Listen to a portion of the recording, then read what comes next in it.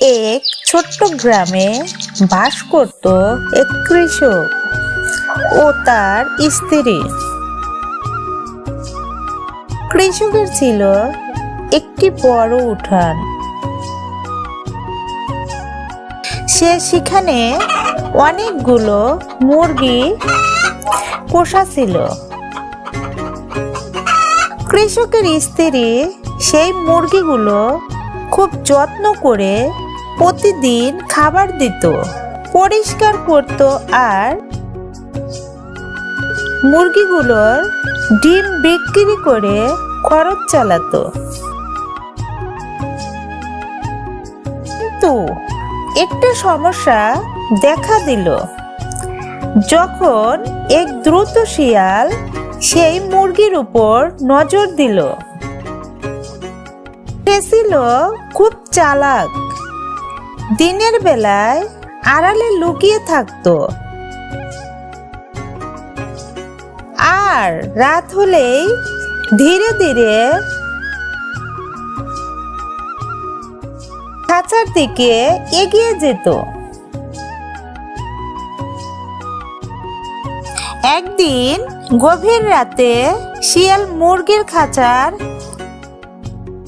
দরজার ফাঁক গলিয়ে একটিকে টেনে বের করলো। পরদিন সকালে কৃষকের স্ত্রী দেখলো একটা মুরগি কমে গেছে। সে কৃষককে বলল, শুনছো, আমাদের মুরগিগুলো কি কমে যাচ্ছে? কৃষক বলল, হতে পারে শিয়াল এসেছে। আজ থেকে আমরা আরো সতর্ক থাকবো।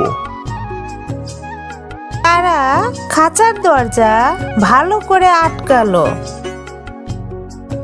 কিন্তু শিয়াল এত সহজে হার মানার নয়। শিয়াল এবার অন্য কৌশল নিল। সে সন্ধ্যার সময় কৃষকের উঠানের পাশে বসে কাদার ভান করলো। কৃষকের স্ত্রী দূর থেকে শুনতে পেল কান্নার আওয়াজ। সে দরজার কাছে গিয়ে বলল, কে ওখানে? শিয়াল কণ্ঠ পাল্টে বলল, আমি এক গরিব প্রতীক, খুব ক্ষুধার্ত। যদি একটু খাবার দাও তাহলে অনেক উপকার হয়। কৃষকের স্ত্রী দয়ালু ছিল। সে ভাবল, একজন ক্ষুধার্তকে সাহায্য করা দরকার। তাই দরজা খুলে বাহিরে গেল। কিন্তু দরজা খোলা দেখেই শিয়াল লাফ দিয়ে উঠোনের দিকে ছুটল আর চোখের পলকে এক মুরগি মুখে চেপে ধরে দৌড় দিল। কৃষকের স্ত্রী চিৎকার করে বলল, ওগো, শিয়াল মুরগি নিয়ে যাচ্ছে। কৃষক তখন ঘরেই ছিল। সে দৌড়ে এসে লাঠি নিয়ে শিয়ালের পিছু নিল।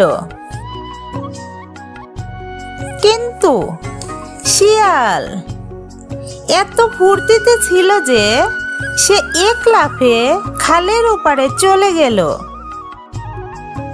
কৃষক কিছুতেই তাকে ধরতে পারল না। এরপর কৃষক ও তার স্ত্রী আরেকটা ফন্দি আঁটল। তারা খাঁচার দরজা লোহার তালা লাগালো আর উঠোনের চারপাশে কাটা তারের বেড়া দিল। কয়েকদিন পর শিয়াল আবার এলো, কিন্তু এবার দরজা খুলতে পারলো না। তখন সে বেড়ার নিচ দিয়ে ঢোকার চেষ্টা করলো, কিন্তু কাটা তারে তার লেজ আটকে গেল। এদিকে কৃষকের স্ত্রী বুঝতে পারলো শিয়াল ধরা পড়েছে। সে কৃষককে ডাকলো, শোনো, এবার শিয়ালকে আমরা হাতে নাতে ধরেছি। কৃষক লাঠি নিয়ে ছুটে এলো। শিয়াল বুঝলো এবার যদি না পালায় তবে ভালো ফল হবে না। অনেক কষ্টে লেজ ছাড়িয়ে সে পালিয়ে গেল, কিন্তু লেজের কিছু অংশ কেটে গিয়েছিল।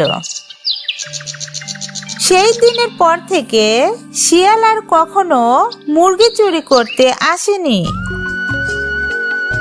আর কৃষকের স্ত্রী বুঝে গেল কারুর কথায় সরল বিশ্বাসে দরজা খুলে দেওয়া উচিত নয়। এই গল্পের শিক্ষা, দ্রুততা করা ভালো নয়। অন্যের জিনিস চুরি করে খেলে তার শাস্তি পেতেই হয়।